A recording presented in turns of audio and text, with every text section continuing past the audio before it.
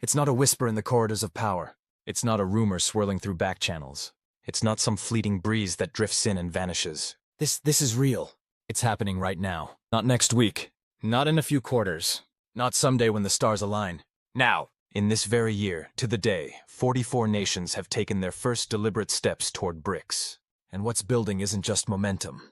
It's a tidal wave, a global reckoning, a force so vast and fast it's tearing through the legacy structures that have defined the world for more than a century. This isn't theory. This isn't chatter. It's action. It's decisions made behind closed doors, then spoken aloud with intent. Already, 23 countries have submitted formal applications. Another 21 have declared their interest in no uncertain terms. No longer hidden. No longer cautious. The latest? Vietnam. And when they stepped forward, they didn't murmur their intentions. They stood tall. Loud. Clear. Defiant. We're ready. We want in.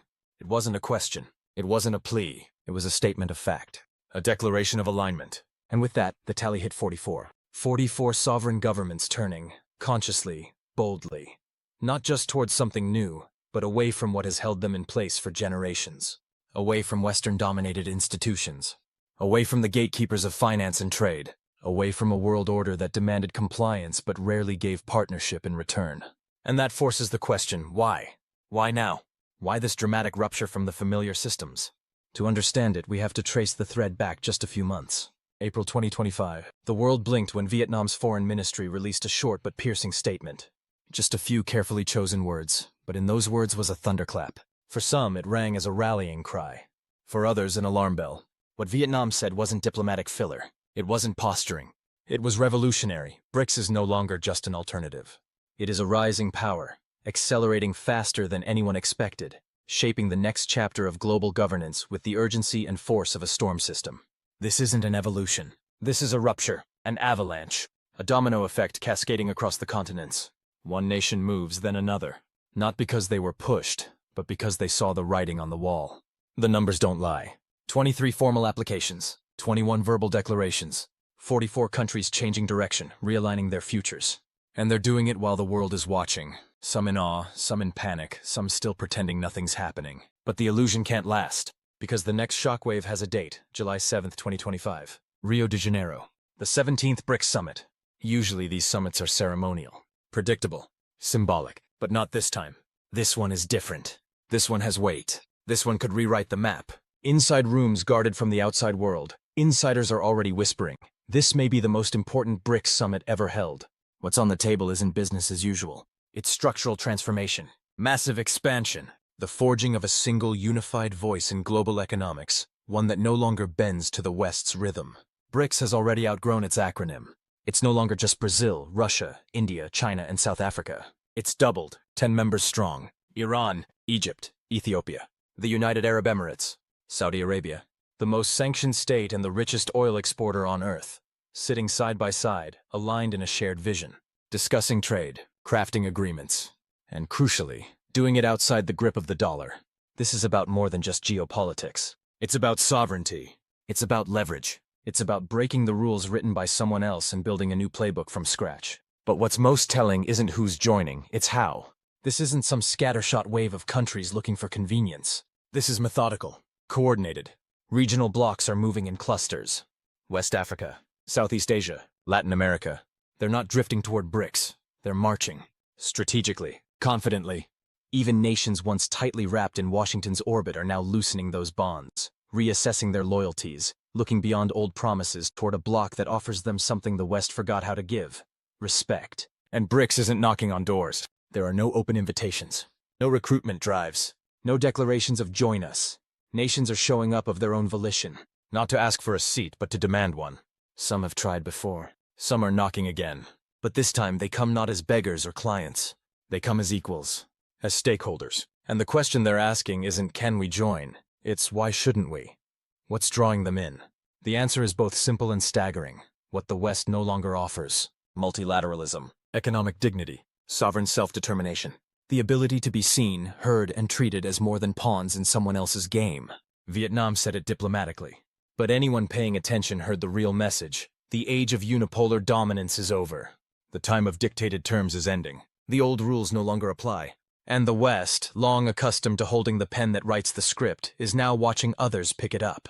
This isn't just about joining a bloc. It's about exiting a system. These 44 countries are not merely aligning themselves with something new. They're walking away from something old, systems that no longer serve them, structures built for someone else's benefit. This is a migration of identity, a reclamation of voice. These nations are not asking to be led. They are choosing to lead, together. And as the Rio Summit looms, the pressure is unmistakable. The air is thick with anticipation. What happens in those rooms could shift the axis of global economics. This is not just about BRICS. It's about a world order at the edge of reinvention. Because at a certain point, a movement stops responding to the world and starts shaping it. And still the question echoes, why now? Why is 2025 the breaking point? The surface answers don't suffice. We have to dig deeper, past diplomacy, past speeches, past symbolic gestures, down to the cold machinery of power. This isn't spontaneous. It's engineered. 3 nations, China, Russia, and Iran, are driving this transformation with unrelenting focus. They're not adjusting to a changing world. They are designing it. Assembling a new reality brick by brick. Rewriting rules, redrawing boundaries, reclaiming narratives. This isn't just an alliance. It's a power tool.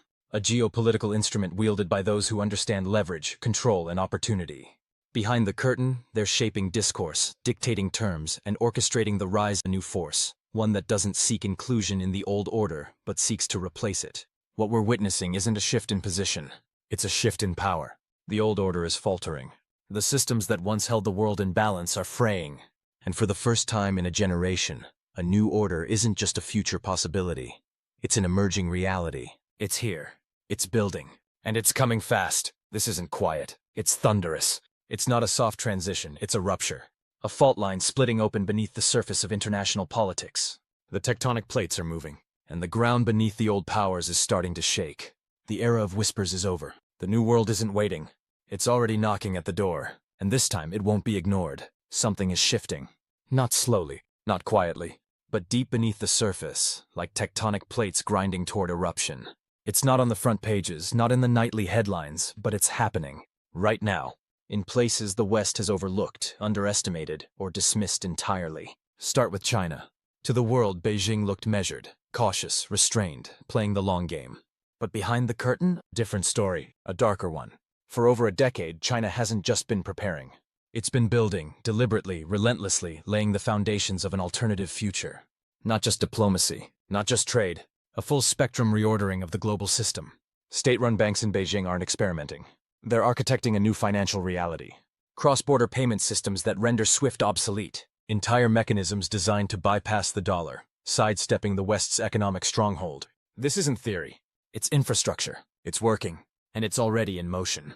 But that's just the outer layer. Behind it, a strategy so precise it looks like destiny. China has been forging trade pacts, not in dollars but in local currencies. Agreements across Africa, Southeast Asia, Central Asia. Deals disguised as commerce, but designed as control. This isn't globalization. It's gravitational pull. Nations orbiting Beijing before they even realize it. Before they wear the BRICS badge, they're already bound. And then there's Russia. Sanctioned, isolated, pushed to the edge. The West thought it had cornered Moscow. But Russia didn't retreat, it realigned.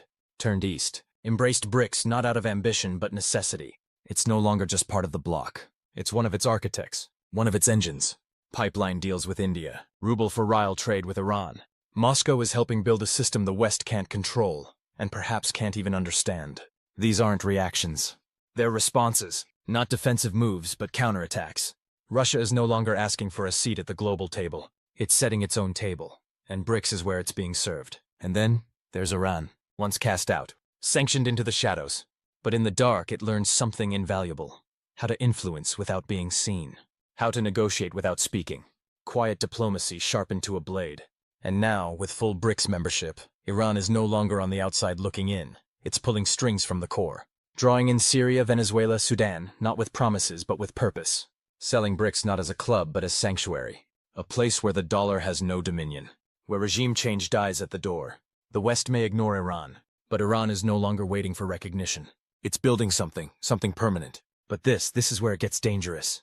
What happens when BRICS doesn't stop at 10 or 12 members, but grows to 40, maybe more? This isn't diplomacy anymore. It's not symbolic. It's systemic. A full-scale challenge to the world order itself. Not a block of polite economies, but a coalition ready to tear down and rebuild. And at the center of this quiet revolution? The US dollar.